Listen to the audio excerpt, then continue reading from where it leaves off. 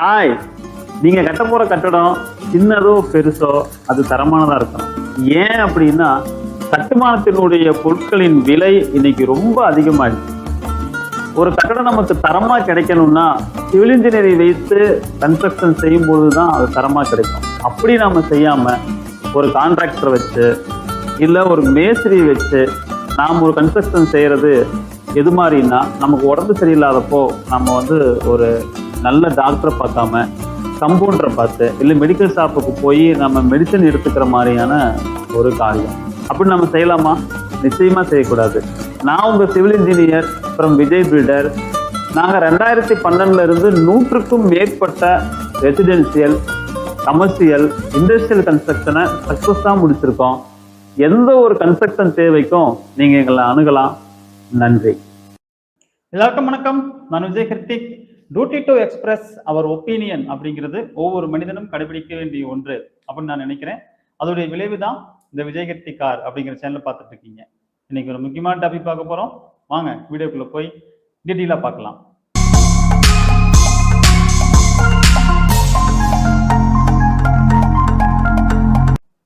நேற்று நமக்கு மைவி3 நிறுவனத்தினுடைய எம்டி திரு சத்யானந்தன் பார்த்தீங்க அப்படின்னா அவருடைய பெயில் என்னாச்சு அப்படின்னா 2 தரப்பு வழக்கு அவர் மேல இருந்தது. அதாவது அவர் கொடுத்த வழக்கு. இப்போ அவர் போய் சரணடைகிறாரு.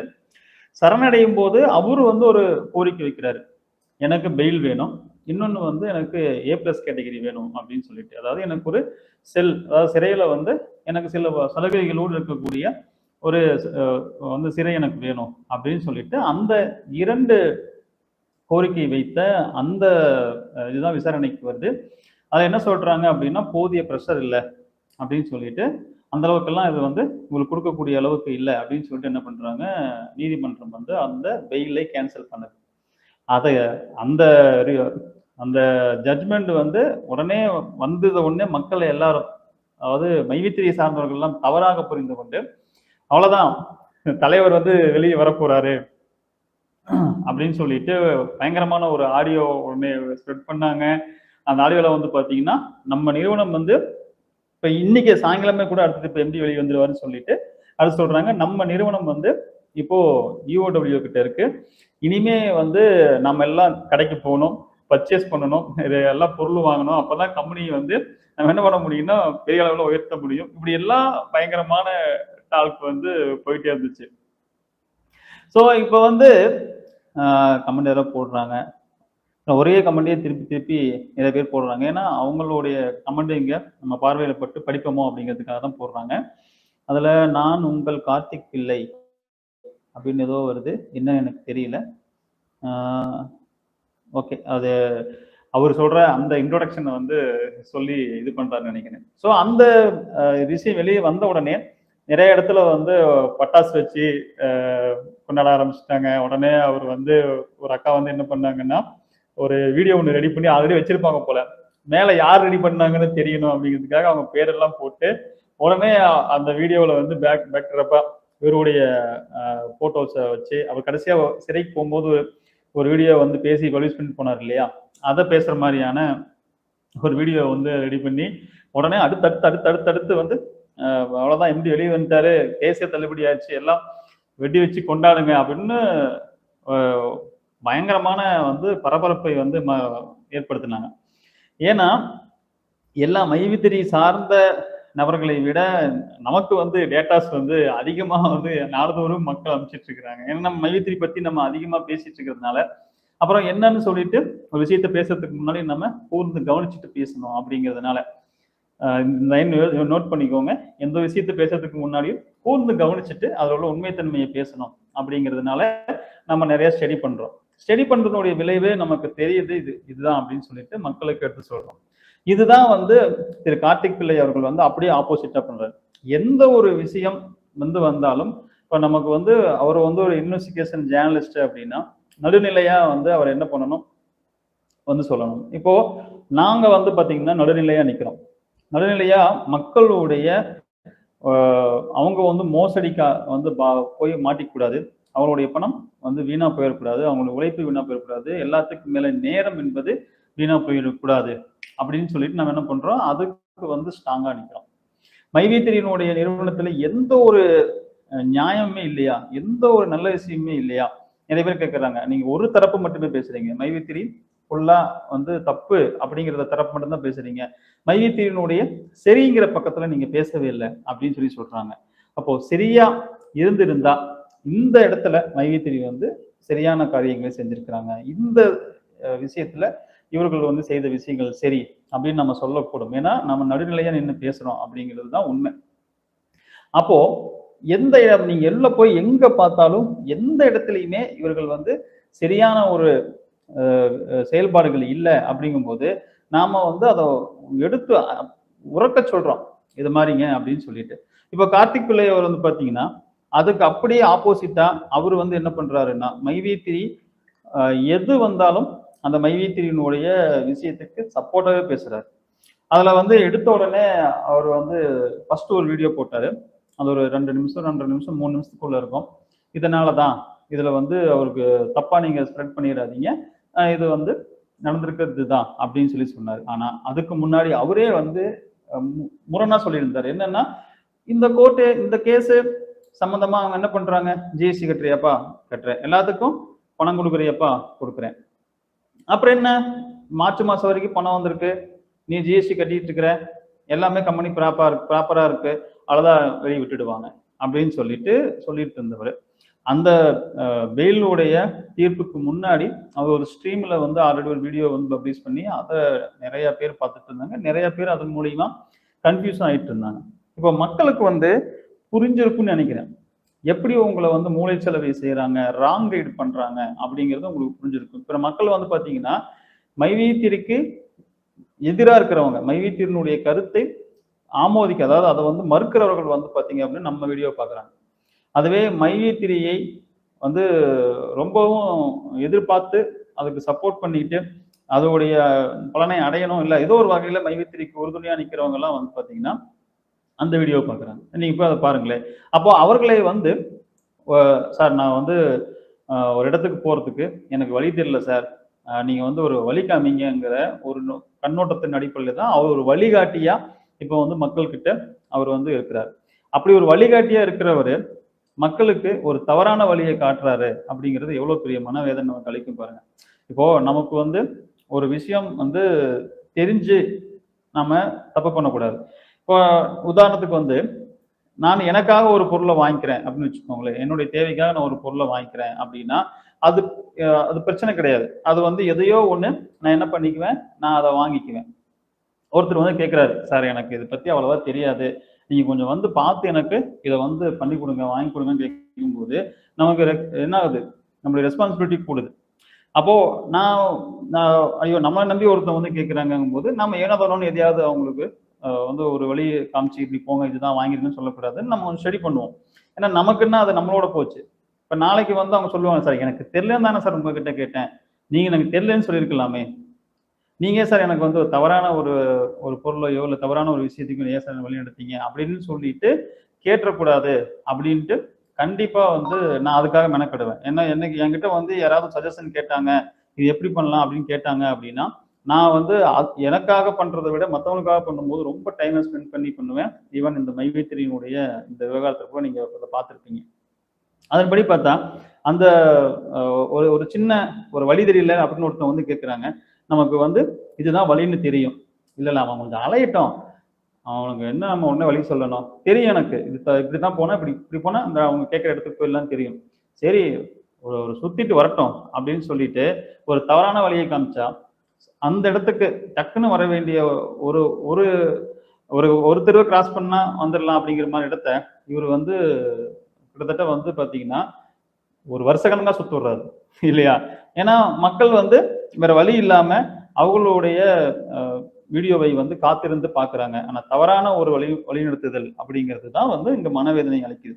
அதுல வந்து பாத்தீங்கன்னா எடுத்தோன்னே அந்த வீடியோ சொல்றாரு, தமிழ் சினிமா பார்த்து கெட்டு போன கூட்டமா நம்ம கூட்டம், நீங்க எல்லாம் தமிழ் சினிமாவை பார்த்து கெட்டு போயிட்டீங்க, அதனாலதான் கோர்ட்டுன்னு போனா இன்னைக்கே கோர்ட்ல போறாங்க, நாளைக்கே தீர்ப்பு, நாளைக்கு தண்டனை அப்படின்னு தமிழ் சினிமாவை பார்த்து நம்ம கூட்டம் எல்லாம் கெட்டு போன கூட்டம் அப்படின்னு சொல்றாரு.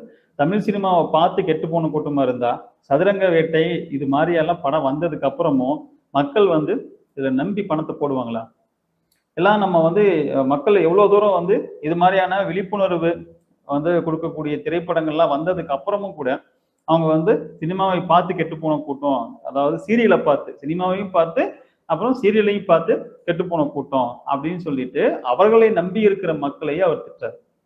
இப்போ வந்து மைவித்தினுடைய அடுத்தடுத்த அப்டேட் என்ன வருதுங்கிறத அவரிடம் தான் ரொம்பவும் மக்கள் எதிர்பார்த்து காத்துட்டு இருக்காங்க. ஆனா அவரே வந்து பாத்தீங்கன்னா தன்னை எதிர்பார்த்து தான் ஒண்ணு சொல்லுவேன் அப்படின்னு காத்துட்டு இருந்த மக்களை ஒரே மாதிரி அசிங்கப்படுத்துறாரு. என்ன சொல்றாரு, நீங்களாம் சினிமாவை பார்த்து கெட்டு போன கூட்டம் அப்படின்னு சொல்றாரு. அப்படி ஒரு மக்கள், நான் அதான் முன்னாடி சொல்றேன், அப்படி மக்கள் இருந்தா சதுரங்க வேட்டை மாதிரியான படத்தெல்லாம் வந்ததுக்கு அப்புறமும் இது மாதிரியான எமோஷனலுக்கு அடிக்ட் ஆகி ஒருத்தர் வந்து கேட்கறாங்க, வாங்க நீங்க போடுங்க அப்படின்னு சொல்றாங்க. அதை நம்பி மக்கள் போயிட்டு அதை போடுவாங்களா? அடுத்தது பாருங்க, பெயில் கிடைக்கவில்லை என்று தெரிந்த உடனே நான் ஷார்ட் வீடியோ போட்டேன் அப்படின்னு சொல்றாரு. அடுத்தது தமிழ் சினிமாவில் ஒரு நாள்ல கைது, ஒரே அடுத்த நாளே தண்டனை அப்படிங்கிறதுலாம் அது கிடையாதுன்னு தெரியுமில்ல, அவருக்கு தெரியுமா இல்லையா? ஆனா இதுக்கு முன்னாடி வீடியோ போய் நீங்க அவர் போட்ட எல்லா வீடியோவும் தயவு செய்து மக்கள் வந்து மைவித்திரி சார்ந்தவர்கள் நீங்க என்ன பண்றீங்கன்னா அவருடைய கார்த்திக் பிள்ளை போட்ட மைவித்திரி சார்ந்து போட்ட எல்லா வீடியோவையும் டவுன்லோட் பண்ணி வச்சுக்கோங்க. ஏன்னா விஜயராகவன் வந்து பாத்தீங்கன்னா அவர் வந்து ஒரு சேனல் நடத்திட்டு இருந்தார் இல்லையா, அந்த சேனல் பாருங்க, அவர் வந்து அரெஸ்ட் ஆகி உள்ள போயிட்டு வந்த உடனே அந்த சேனல் இருக்கிற எல்லா வீடியோ டெலிட் பண்ணிட்டு ஆளு வந்து இன்னைக்கு வரைக்கும் எங்க இருக்காரு வந்து தலையை கூட வெளியே காட்டலவர் இல்லைங்களா, அன்பார்ந்த அப்படிங்கிற யூடியூப் சேனல்ல. இது மாதிரி இவர் இன்னைக்கு வந்து உங்களை மிஸ்கைட் பண்றதுக்காக தோன்றதெல்லாம் ஆக மொத்த டார்கெட்டுங்கிறது உங்களை வந்து மிஸ்கைட் பண்ணணும் அப்படிங்கிறது தான். அப்ப என்ன பண்றாரு, இவர் பாட்டுல எல்லாத்தையுமே அடிச்சு விடுறாரு. நாளைக்கு ஏதாவது ஒண்ணு அப்படின்னு வந்துச்சுன்னா அந்த வீடியோ கூட டெலிட் பண்ணிட்டு போயிட்டேன்னு வச்சுக்கோங்களேன், அவர் சொன்னதுக்குள்ள ரெக்கார்டும் இருக்காது. அதனால தயவு செய்து கார்த்திக் பிள்ளை போட்ட எல்லா வீடியோவையும் உங்க எம்டி அவர் போடுறாரு இல்லைங்களா, மைவித்திரி எம்டி ஃபாரம் யூடியூப் சேனல்ல போட்ட அந்த எல்லா வீடியோவையும் நீங்க வந்து சேவ் பண்ணி வச்சுக்கோங்க. ஏன்னா இப்போ அவர்கள் வந்து பாத்தீங்கன்னா அங்க இருக்கிறது என்னன்னா, நான் வந்து ப்ராடக்ட் மெடிசன் சேல் பண்ணேன், இவங்க வாங்கினாங்க, அவ்வளவுதான் வச்சிருக்கிறாங்க. ஆனா உங்களுடைய எம்டி யூடியூப் ஃபாரம்ல அவர் போட்ட எல்லா வீடியோவிலையும் ரிட்டர்ன்ஸ் என்ன கொடுக்குறோம், எப்படி பண்றோம்னு எல்லாம் சொல்லியிருக்கிறாங்க. ஸோ அதனால மக்கள் உங்களுக்கு நாளைக்கு ஒரு பாதுகாப்பு வேணும், ஒரு சேஃப்டியா இருக்கும்னு நினைக்கிறவங்க இமிடியேட்டா அந்த வீடியோஸை பூரா எல்லாம் போட்டு டவுன்லோட் பண்ணி நீங்க போட்டு வச்சுக்கோங்க. எல்லா வீடியோ டவுன்லோட் பண்ணலாம். நீங்க டவுன்லோட் பண்றது எப்படின்னு ஜஸ்ட் நீங்க போயிட்டு ஏதாவது ஒரு யூடியூப் சேனல்ல வந்து ஹவு டு டவுன்லோட் யூடியூப் வீடியோன்னு போட்டீங்கன்னா நிறைய வீடியோஸ் வரும். ரொம்ப சிம்பிள் தான். டவுன்லோட் பண்ணி அந்த பேக்கப் எல்லாம் எடுத்து வச்சுக்கோங்க உங்க நன்மைக்காக. அப்புறம்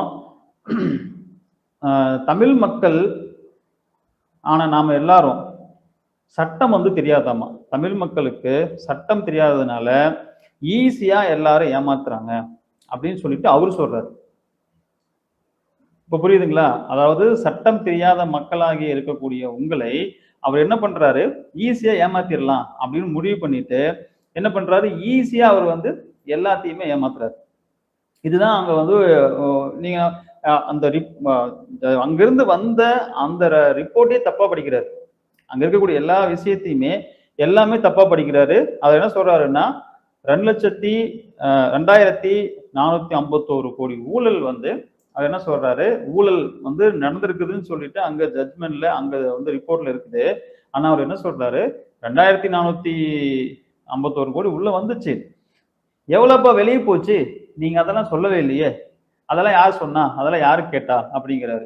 இதுக்கு முன்னாடி என்ன சொன்னாரு, 2000 கோடி ஊழல் அப்படின்னு எப்படிப்பா 2000 கோடி ஊழல்னு சொல்றேன்னு கேட்டா ஒரு பதிலும் சொல்ல மாட்டேங்கிறாங்க. நம்ம பலமுறை சொல்லியிருக்கிறோம், நானும் சொல்லியிருக்கிறேன், அசோக் சென்னிதியும் சொல்லியிருக்கிறாரு, நம்ம வீடியோவுக்கும் நிறைய பேர் சொல்லியிருக்கிறோம். அதை பார்த்தவங்க கண்டிப்பா அவங்க கிட்ட எல்லாம் வந்து சொல்லியிருக்கு. தெரியாம இல்ல, அதாவது தூங்குறவங்களை எழுப்பலாம், தூங்குற மாதிரி நடிக்கிறவங்கள நீங்க எப்படி எழுப்ப முடியும்? அப்ப சொல்றாரு 2000 கோடி ஊழல்னா எப்படின்னு கேட்டா அதுக்கு பதில் இல்லை, அதுக்கு பதில் இல்லைன்ட்டு.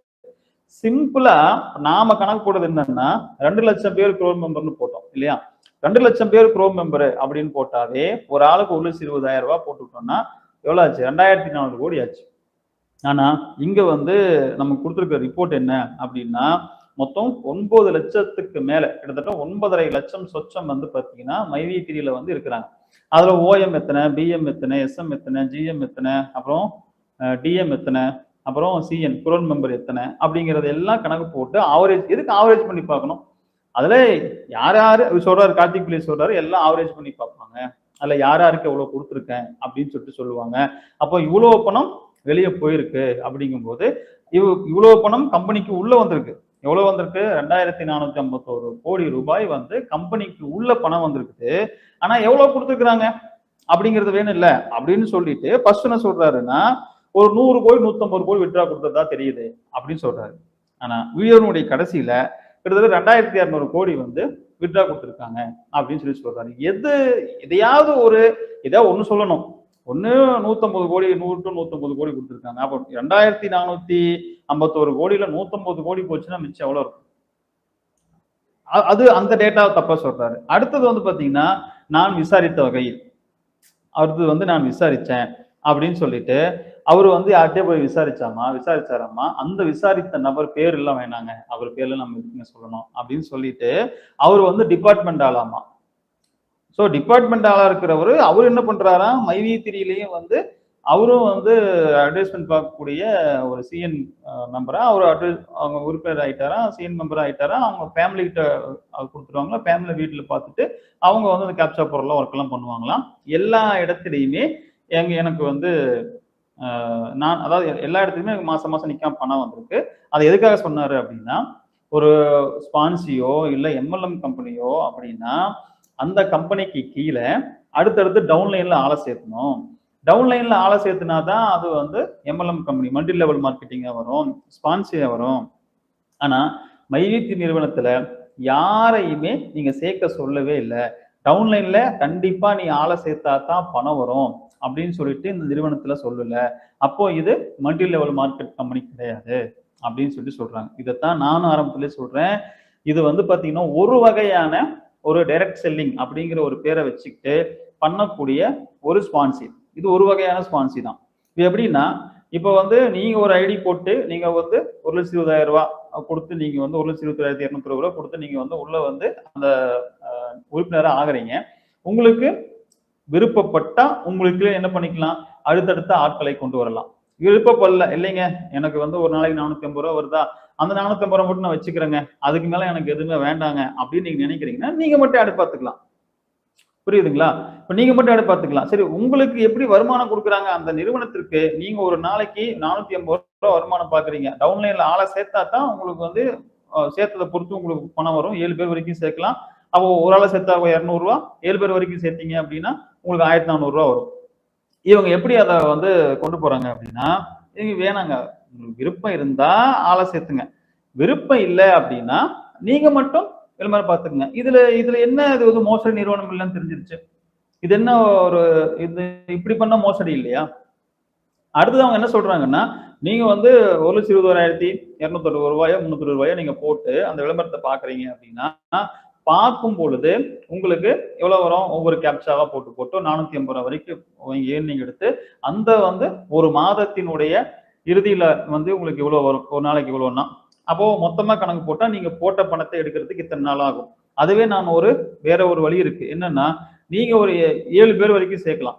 டவுன்லைன்ல நீங்க ஆளை கொண்டுட்டு வர உங்களுக்கு ஒரு ஆளுக்கு 200 ரூபாய் கிடைக்கும். உதாரணத்துக்கு 7 பேர் சேர்த்தீங்கன்னு வச்சுக்குவோம். 7 பேர் என்ன உங்களுக்கு அதுல 1400 ரூபாய் அடிஷனலா கிடைக்கும். உங்களுக்கு வர வேண்டியது ஒரு 480 ரூபாங்கும் போது உங்களுக்கு 1880 ரூபாய் உங்களுக்கு வருமானமா வந்துடும். இப்ப கணக்கு பார்த்தீங்கன்னா நீங்க போட்ட பணத்தை சீக்கிரமா எடுத்துட முடியும். அதுக்கு மேல வர்றது எல்லாமே உங்களுடைய லாப பணம் தான்.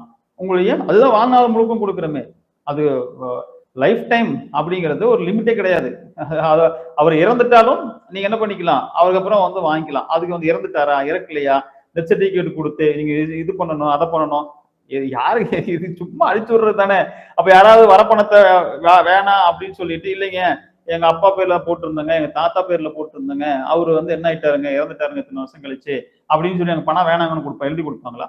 பணத்துக்காக இவ்வளவு தூரம் போராடக்கூடிய, இவ்வளவு தூரம் நம்ம வந்து ஃபைட் பண்ணக்கூடிய மக்கள் வந்து மைவி3க்கு சப்போர்ட்டா இவ்வளவு தூரம் பேசக்கூடிய, நாளைக்கு வருமானம் வரத இல்லைங்க அவர் இறந்துட்டாருங்கன்னு சொல்லி இது பண்ணுவாங்களா? அப்ப அவர் எப்ப இறந்தாரு, எப்படி இறந்தாரு, அவருடைய இறப்பு சான்று என்ன, இதெல்லாம் எடுத்து எப்ப க்ளோஸ் பண்ணுவாங்க? அதெல்லாம் கிடையாது. உங்களுக்கு வாழ்நாள் முழுக்க வாங்கிக்கலாம் அப்படின்னு சொல்லிட்டு இப்படி சொல்றாங்க. 2 ஆப்ஷன் இருக்கு சார். நீங்க வேணும்னா பண்ணலாம், வேணும்னா விட்டுடலாம்னா. இப்ப இவர் சொல்றாரு டிபார்ட்மெண்ட் ஆளுன்னு சொல்றாரு. எந்த டிபார்ட்மெண்ட்னு சொல்லல. அப்போ டிபார்ட்மெண்ட் ஆளு அப்படின்னா அவருக்கு ஒரு நிறையான வருமானம் இருக்கும், ஒரு நல்ல ஓரளவுக்கான ஒரு குடும்ப பின்னணியில அவருக்கு பொருளாதார வளத்தோடு இருப்பாரு. அவர் என்ன பண்றாரு, வீட்டுல ஹவுஸ் ஒய்ஃப் இருக்கிறாங்கன்னா சரி அவங்க போட்டு பார்க்கட்டும், நான் போய் 4 பேர்கிட்ட கேட்டு ஏதாவது வரல அப்படின்னா எனக்கு பேர் கொடுங்க, டிபார்ட்மெண்ட்ல இருக்கிறாரு இவர் சொல்லித்தான் போட்டேன் அப்படின்னு சொல்லிட்டு அவருக்கு ஏதாவது பேர் வரும், கெட்ட பேர் வரும்னு சொல்லிட்டு என் குடும்பத்தோட மட்டும் போட்டுக்கலாம் அப்படின்னு போடுறாரு. ஓகேங்களா? ஆனா ஒரு பாமர மக்களை யோசிச்சு பாருங்க. ஒரு வட்டிக்கு வாங்கி கடன் வாங்கி போடுறவங்களை யோசிச்சு பாருங்க.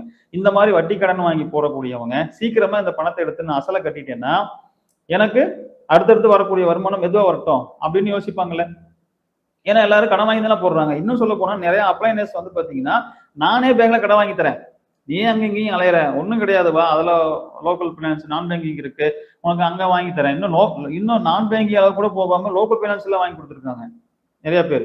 இப்போ இது மாதிரி எல்லாம் வந்து அந்த வட்டியை போட்டு இதெல்லாம் கட்டிட்டு இருக்கிறதுக்கு நம்ம ஒரு 7 பேரை சேர்த்து விட்டோம் அப்படின்னா படப்படன்னு பணத்தை வந்துடும். பணத்தை வந்ததுக்கு அப்புறம் நான் என்ன பண்ணுவேன், அதுக்கப்புறம் வரது லாபம் எடுத்துக்கிறேன். மார்க்கெட்டிங் இதையே முழு நேர பணியா இறங்குறாங்க நிறைய பேர். நிறைய இளைஞர்கள் என்ன பண்றாங்கன்னா, வேலைக்கு போயிட்டு இருந்தவங்க எல்லாம் வேலையை விட்டுட்டு, இது எனக்கு எப்படி தெரியும் சொல்றீங்கன்னா, என்னுடைய வீடியோவை பார்த்துட்டு கமெண்ட் போட்டவங்க அதுல நிறைய பேர் சொன்னது என்னன்னா, சார் என்கிட்ட வேலை செய்து இருந்த பசங்க இந்த வேலைக்கு வரதில்லை, என்கிட்ட வேலைக்கு வரதில்லை, என்ன பண்றாங்கன்னு பார்த்தா மைவி3 முழு நேரமா பாக்குறேன் அப்படின்னு சொல்லிட்டு அதை தான் பார்த்துட்டு இருக்கிறாங்க அப்படின்னு சொல்லிட்டு நிறைய பேர், ஒருத்தர் 2 பேர் கிடையாதுங்க, நிறைய பேர் இது மாதிரியான ஒரு வேலைக்கு போயிட்டு இருந்தவங்க எல்லாமே இவங்க என்ன பண்ணிட்டாங்கன்னா அதையெல்லாம் விட்டுட்டு இதையே முழு நேர பணியா உட்காந்து என்ன பண்ணிருக்கிறாங்கன்னா வேலை செஞ்சுட்டு இருக்கிறாங்க. இப்போ இவர்கள் வந்து அப்ப 10 பேர் சேர்த்து விடலாம், ஓகே என் பேர்ல 7 பேரா, என் குடும்பத்துல இன்னொருத்த யாரோ ஒருத்தர் கீழே ஒரு 7 பேரை போட்டு விடலாம் இப்படின்னு சொல்லிட்டு இவங்களாம் ஆளை செத்தே இருக்கிறாங்க. இது வந்து ஒருத்தவங்களுக்கு வந்து நீங்க சேர்த்து விட்டீங்க அப்படின்னா 6000 ரூபாய் கொடுக்குறாங்க, அப்புறம் ஒரு நாளைக்கு 200 ரூபாய் கொடுக்குறாங்க. இப்ப இதுல டவுன்லைன்ல உள்ளவங்களுக்கு கமிஷன் கொடுக்குறாங்க அப்படிங்கும் போது இது எப்படி வந்து மல்டி லெவல் மார்க்கெட் ஆகாம இருக்கும்? மல்டி லெவல்னா அதாவது நமக்கு வந்து ரைட் லெஃப்ட் மேட்ச் ஆகிறது மட்டும் கிடையாது, இது ஒரு வகையான மல்டி லெவல் மார்க்கெட்டிங் தான். அப்போ இதுல வந்து சொல்றாரு எங்கேயுமே வந்துங்க நீங்க ஆளை சேர்க்கணும் அப்படிங்கிறது கிடையாது. அப்போ ஆளை சேர்க்கணுங்கிறதா கிடையவே கிடையாது. அப்போ இந்த நிறுவனம் வந்து நல்ல நிறுவனம். அதனால நான் இப்பதான் விசாரிச்சாரா, அதுவும் எப்ப விசாரிச்சாரா, நேத்து தான் வந்து இந்த கம்பெனி வந்து மல்டி லெவல் மார்க்கெட்டிங் பண்ணதான் விசாரிச்சாராம்.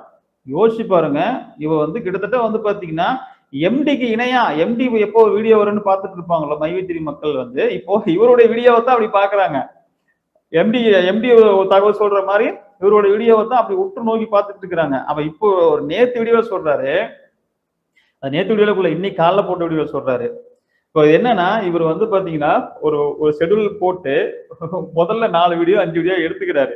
எடுத்துட்டு என்ன பண்றாருன்னா அடுத்தடுத்த வீடியோ பப்ளிஷ் பண்றாரு. அதான் நான் வந்து சொல்லியிருக்கேன், ஆனா நீங்க நேத்து பேசின தகவலை தான் இன்னைக்கு பப்ளிஷ் பண்றீங்க. ஆனா இன்னைக்கு பேசுன மாதிரி ஒரு சட்டையாவது மாத்தியாவது இருக்கலாம் இல்ல, அதுவும் கிடையாது இல்லையா? அதுக்கு முன்னாடி ஓடிட்டு இருந்தது அந்த இந்த பிரச்சனை இல்லை, அதாவது நம்ம வந்து பெயில் என்னாச்சு அப்படிங்கிறது ஓடிட்டு இருக்கும்போது அதுக்கு முன்னாடி ஒரு 3 வீடியோ பாத்தீங்கன்னா ஒரே ட்ரெஸ்ல இருந்து ஒரு பல்கா ஷூட் பண்ணி இவர் பாட்டுல போட்டு விட்டு மக்கள் எல்லாம் வந்து மக்களை எவ்வளவு தூரம் ப்ரெஷர் படுத்துறாங்க பார்த்துருங்க. அதாவது இவர் பெயில் வந்துருவாரு இவரோட வீடியோவை தான் வச்சு எல்லாம் பார்த்துட்டு காத்துட்டு இருக்கிற மக்களுக்கு இவர் சொல்றாரு, நேத்து தான் போய் விசாரிச்சாரா இந்த நிறுவனம் வந்து மல்டி லெவல் மார்க்கெட்டிங் பண்ணுதா பண்ணலையான்னு. இது வந்து ஒரு விஷயத்தை நமக்கு தெரிந்தா அந்த விஷயத்த சொல்லணும். இப்ப இவரு வந்து ஜேர்னலிஸ்ட்ங்கிறாரு இல்லையா, அட்லீஸ்ட் ஒரு வக்கீல் கிட்டையாவது கலந்து கோர்ட்ல இருந்து வரக்கூடிய அந்த ரிப்போர்ட்டை வாங்கி ஒரு வக்கீல உட்கார வச்சு இதுல என்னங்க இருக்குதுன்னு சொல்லிட்டு அவர்கிட்ட ஒரு விவரத்தை கேட்டு ஒரு வீடியோ கூட போடலாம். இவரே அதை படிக்கிறாரு, தப்பா புரிஞ்சுக்கிறது, இவர் புரிஞ்சுக்கிறது மட்டும் இல்லாம அடுத்தவங்களையும் இவர் என்ன பண்றாருன்னா போட்டு குழப்புன்னு குழப்பி மக்களை வந்து என்ன சொல்றது, இது வந்து ஒரு பெரிய மோசடி. எந்த மோசடினா ஒரு மக்கள் வந்து நமக்கு ஒரு மேல பயங்கரமான ஒரு பற்று வச்சு அது மேல ஒரு பயங்கரமான ஈடுபாடு வச்சு அதற்காக தன்னுடைய நேரத்தை எது வேணா கிடைக்குங்க, நமக்கு சம்பாதனம் கூட நாளைக்கு கிடைச்சிடும். ஆனா போன வயது என்பது திரும்ப வராது.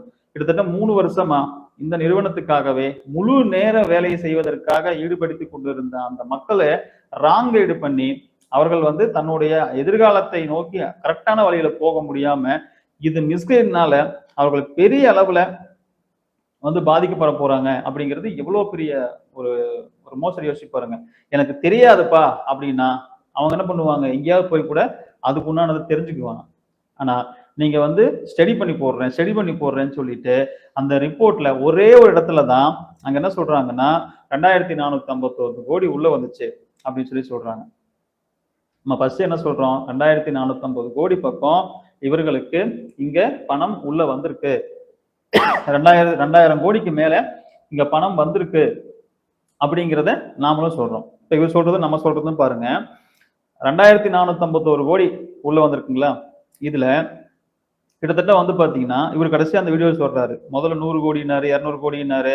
அடுத்து என்னன்னாரு, அப்புறமா 2200 கோடி வந்து பணம் வந்து வித்ட்ரா கொடுத்துருக்காங்க அப்படின்னு சொல்லி சொல்றாரு. இப்போ யோசிச்சு பாருங்க, நீங்களே யோசிச்சு பாருங்க. நம்ம சொல்றோம் கம்பெனியில பணம் இல்லைன்னு சொல்றோம். அந்த பணம் வந்து பாத்தீங்கன்னா 2451 கோடியில 2200 கோடி வித்ட்ராவா போயிடுச்சுன்னா பேலன்ஸ் எவ்வளவு இருக்கும்? பேலன்ஸ் 251 கோடி இருக்கும். இந்த 251 கோடியில தான் அவங்க என்ன பண்றாங்க அப்படின்னா, இந்த விஜயராகவன் வந்து மதுரை சைடு 100 கோடி ரூபாய்க்கு, 1 கோடி ரூபாய்க்கு 2 கோடி கிடையாது, 100 கோடி ரூபாய்க்கு அவரு அசட் வாங்கியிருக்காரு. பேலன்ஸ் இவங்களுடைய ஆடம்பர செலவு, இவர்களுடைய இன்னும் நீங்க சொல்ற மாதிரி இந்த ஹப் ஓபன் பண்றது, அப்புறம் வந்து அந்த மெடிசன் அந்த கொடுக்குற அந்த ப்ராடக்ட்டுக்காக பண்றது, அந்த ப்ராடக்டினுடைய ஒர்த் எல்லாம் பார்த்தா பெருசா ஒண்ணு இருக்காது. அப்புறம் இவங்க அந்த ரெண்டல் கொடுத்தது, அப்புறம் வந்து ஒரு பக்கம் இவங்க போறதுக்கு வரதுக்கான அந்த வெஹிக்கிள் வாங்கினது, அந்த போது தங்கக்கூடிய சாப்பிடக்கூடிய அந்த செலவினங்கள், இதெல்லாம் கணக்கு போட்டா பேலன்ஸ் ஒரு 150 கோடி வருது. இந்த பேலன்ஸ் ஒரு 150 கோடியில இப்போ மக்களுக்கு கொடுக்கறதுக்கு ஏன் அவன் பணம் கொடுக்கல அப்படின்னா, ஒரு ஆளுக்கு 10,000 ரூபாய் போட்டு நாம 2 லட்சம் பேர் கொடுத்தாவே எவ்வளவு ஆச்சு? எவ்வளவு கோடி ரூபாய் வேணும்? சரி, நாம சொல்றது வந்து 2 லட்சம் உறுப்பினர்கள். இங்க இருக்கிறது பாத்தீங்க அப்படின்னா அவங்க வந்து சொல்லியிருக்கிறது கிட்டத்தட்ட வந்து 9 லட்சம் உறுப்பினர்கள். இந்த 9 லட்சம் உறுப்பினர்கள்ல வந்து எல்லாருமே வந்து குரோ மெம்பருக்கு ஆசைப்படாம அந்த குரோ மெம்பருக்குள்ள போகாம அந்த விகிதாச்சாரம் கம்மியாவா இருக்கும்.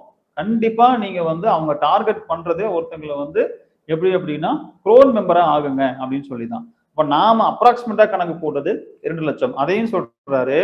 அதாவது